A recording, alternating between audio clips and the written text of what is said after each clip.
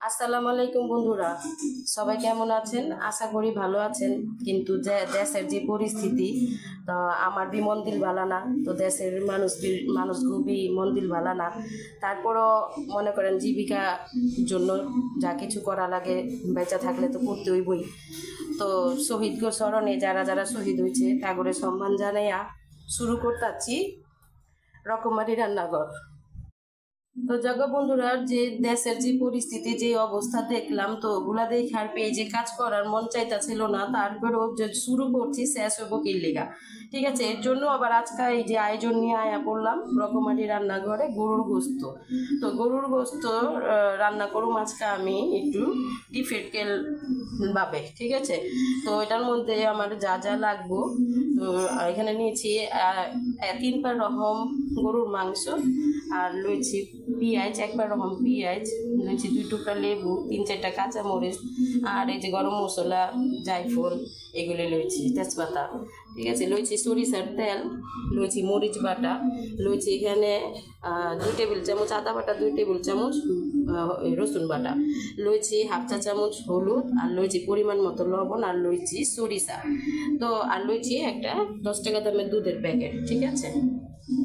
তো বন্ধুরা, আমি যেটা বিসমিল্লাহ করে শুরু করতেছি। তো এই যে বন্ধুরা লইছি এখানে পেঁয়াজ,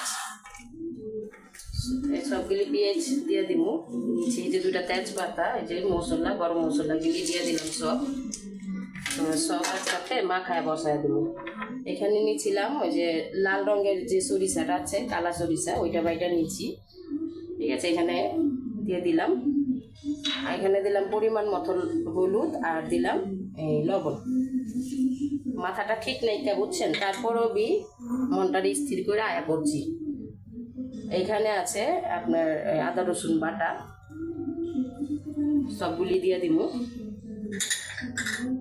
আর এখানে নিচ্ছি আমি কাঁচামরিচ, ঠিক আছে, 4-5টা কাঁচামরিচ রে বাইটা লইছি।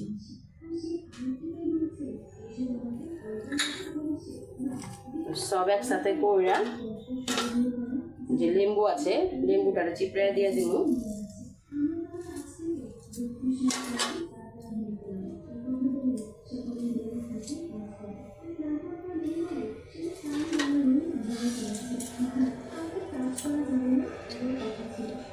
লেবুটারে দেওয়ার পরে এখন দিব এই যে দুধের প্যাকেট, 10 টাকা দামের যে দুধের প্যাকেটটা, এটা আমি আরেকবারও কইছিলাম, এটা টক দইয়ের কাজ করে, হাতের কাছে নাই। যে যুদ্ধ পরিবেশ হয়ে রয়েছে বাংলাদেশে, টক দই কই খুঁজবার যেমন, তো এই উপায়টাই আমি চালায় দিলাম।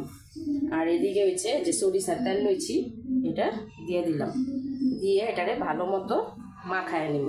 তো অবশ্যই আমি বারবার বলি যে হাত পরিষ্কার করে নেবেন, তা আমি যে হাত সুন্দর করে ধুয়ে নিয়েছি, পরিষ্কার করে নিয়েছি।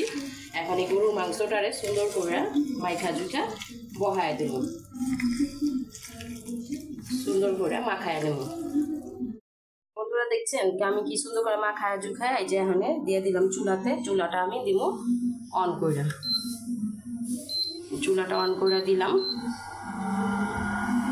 আর সাথে দিয়ে দিলাম আরও 3টা কাঁচামরিচ। দেখছেন কত সুন্দর লাগতেছে।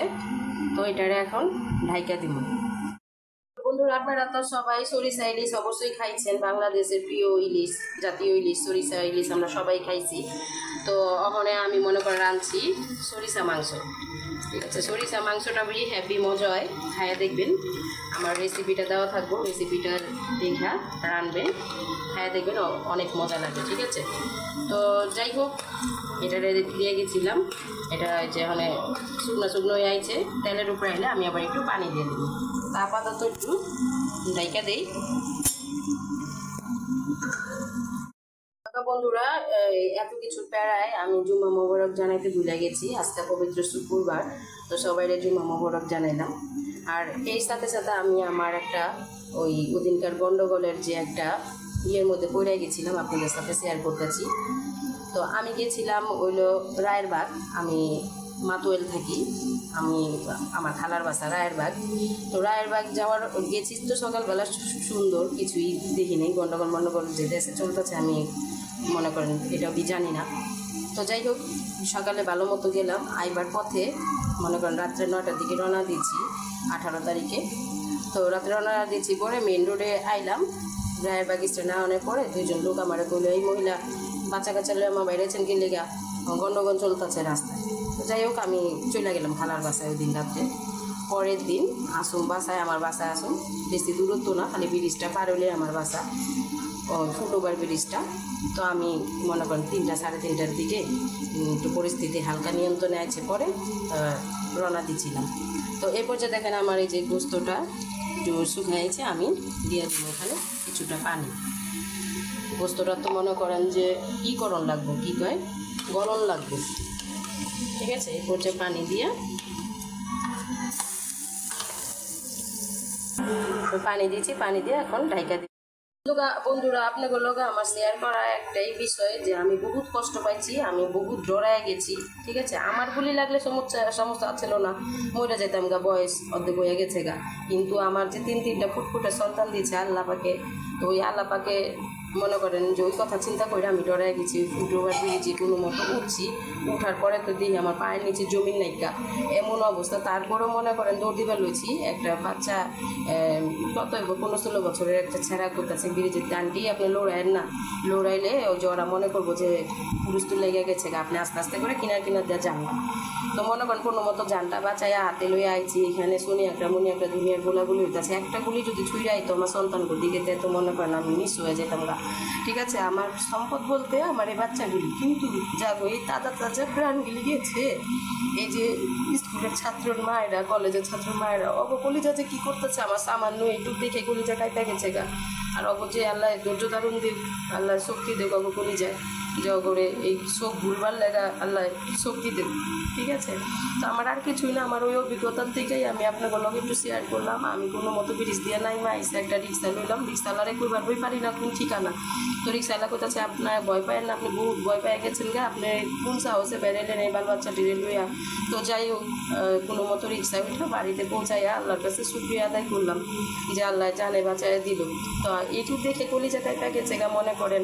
আর যারা মাঠে নামছে এগো কী অবস্থা। তো যাই হোক পরিস্থিতি নিয়ন্ত্রণে যখন আইছে, তো আল্লাহ পাকের কাছে দোয়া করি যে আরও যেমন সুন্দর সুষ্ঠুভাবে সব কিছু সুন্দর হয়ে যায় আগের মতো, ঠিক আছে। সোনার বাংলাদেশে যেমন সোনাই ফলে পয়লা যেমন না জন্মায়, ঠিক আছে। তো ওই দোয়ায় ওই প্রত্যাশাই করি। তো এই আমার মনে করেন আমার ভিতরে যেই কষ্টটা ছিল বন্ধুরা আপনাগুলোকে শেয়ার করলাম, আমি যে পরিস্থিতিতে পড়লাম, ঠিক আছে। তো যাই হোক এর ভিত্তিতে মনে করেন আমার মাংসটা, এই যে সরিষা মাংসটা আমার বলকায়া পড়ছে, আমি এখন একটু লাইড়া চাইড়া দিব। আমার জাস্ট আমার এই কষ্টটা আপনাগুলোকে শেয়ার করে, এছাড়া আর কোনো কিছুই না। আমি মনে করেন এই কয়েকদিন নিজেই পাগলের রকম হয়ে গেছিলাম, মন দিল ভালো ছিল না, খাবার দাবারও ভালো লাগতেছিল না, কোনো মতো মনে করেন জীবনটা এই কয়েকদিন পার করছি। যাক গ্যাসের পরিস্থিতি কন্ট্রোলে আছে, এটা দেখে নিজে আস্তে আস্তে স্বাভাবিক হইতেছি। তো যাই হোক এই আলহামদুলিল্লাহ বন্ধুরা, দেখছেন আমার যে সরিষা গোস্তটা রাঁধছি কি সুন্দর একটা চেহারা হয়েছে, দেখছেন যার চেহারা সুন্দর ওইটা খাইবার বি মজা। তো এই যে দেখেন আমার এই গোস্তটাই যে এরকম হালকা হালকা একটু জল থাকবো, জল না থাকলে ভাত খাইবেন কি দিয়া, বেশি কষায় ফেলাইলে শুকনো হয়ে গেলে মজা লাগবো না। তো এই যে হয়ে গেল আমার রকমারি রান্নাঘরে গরুর গোস্ত সরিষা দিয়ে আর সরিষার তেল দিয়ে রান্না করা এই মজাদার গরুর গোস্তটা। অবশ্যই আপনারা খাইবেন, খাইয়া আমারে কমেন্টে জানাইবেন যে কেমন লাগছে, ঠিক আছে। আর আমার একটা ইউটিউব পেজ বি আছে, ওইটাতে অবশ্যই সাবস্ক্রাইব করে দিবেন। আর যদি আমার রান্না টান্না ভালো লাগে অবশ্যই লাইক কমেন্ট শেয়ার করে দিবেন, ঠিক আছে। তো যাই হোক যেমনই হোক আগামীতে যেমন দেশটা সুন্দর হয়, ভালো মতো চলে, তো সুন্দরভাবে চলে এই কামনা করে আজকের মতো বিদায় লইতাছি রকমারি রান্নাঘরেতে। আবারও দেখা হইব নতুন কোনো রেসিপি, নতুন কোনো সময়। আল্লাহ হাফেজ।